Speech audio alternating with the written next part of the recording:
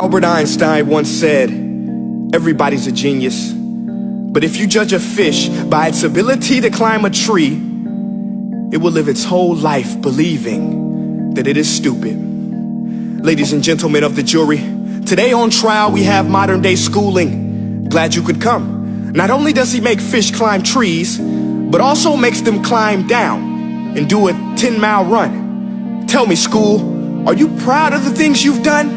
Turning millions of people into robots, do you find that fun? Do you realize how many kids relate to that fish swimming upstream in class, never finding their gifts, thinking they are stupid, believing they are useless? Well, the time has come, no more excuses. I call school to the stand and accuse him of killing creativity, individuality, and being intellectually abusive.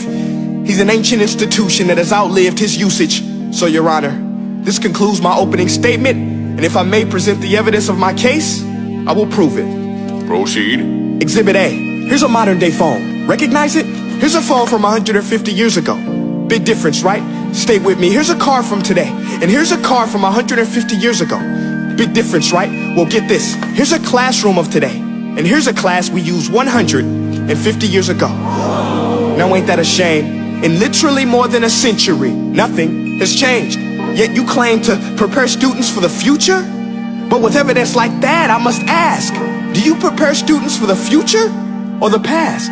I did a background check on you and let the record show that you were made to train people to work in factories, which explains why you put students in straight rows, nice and neat, tell them sit still, raise your hand if you want to speak, give them a short break to eat, and for 8 hours a day tell them what to think. Oh, and make them compete to get an A letter which determines product quality, hence grade A of meat.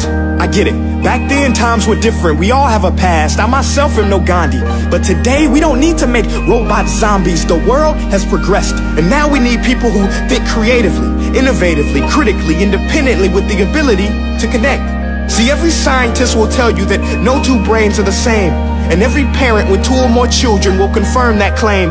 So please explain why you treat students like cookie cutter frames or snapback hats, giving them this one-size-fits-all crap. Watch your language. Sorry, Your Honor, but if a doctor prescribed the exact same medicine to all of his patients, the results will be tragic. So many people will get sick, yet when it comes to school, this is exactly what happens. This educational malpractice, where one teacher stands in front of 20 kids, each one having different strengths, different needs, different gifts, different dreams, and you teach the same thing the same way?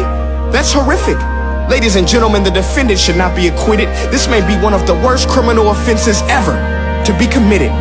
And let's mention the way you treat your employees. Objection. Overruled. I want to hear this. It's a shame. I mean, teachers have the most important job on the planet, yet they're underpaid?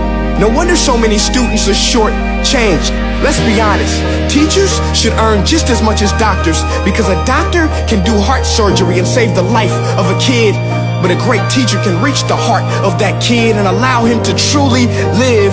See, teachers are heroes that often get blamed, but they're not the problem. They work in a system without many options or rights. Curriculums are created by policymakers, most of which have never taught a day in their life. Just obsessed with standardized tests. They think bubbling in a multiple choice question will determine success. That's outlandish. In fact, these tests are too cruel to be used and should be abandoned, but don't take my word for it. Take Frederick J. Kelly, the man who invented standardized testing, who said, and I quote, "These tests are too cruel to be used and should be abandoned." Ladies and gentlemen of the jury, if we continue down this road, the results will be lethal. I don't have much faith in school, but I do have faith in people. And if we can customize healthcare, cars, and Facebook pages, then it is our duty to do the same for education, to upgrade it, change it, do away with school spirit, because that's useless. Unless we're working to bring the spirit out of each and every student, that should be our task. No more Common Core. Instead, let's reach the core of every heart in every class. Sure, math is important, but no more than art or dance. Let's give every gift an equal chance. I know this sounds like a dream, but countries like Finland are doing impressive things. They have shorter school days, teachers make a decent wage, homework is non-existent, and they focus on collaboration instead of competition. But here's the kicker, boys and girls. Their educational system outperforms every other country in the world. Other places like Singapore are succeeding rapidly. Schools like Montessori, programs like Khan Academy. There is no single solution, but let's get moving. Because while students may be 20% of our population, they are 100% of our future. So let's attend to their dreams, and there's no telling what we can achieve. This is a world in which I believe, a world where fish are no longer forced to climb trees. I rest my case.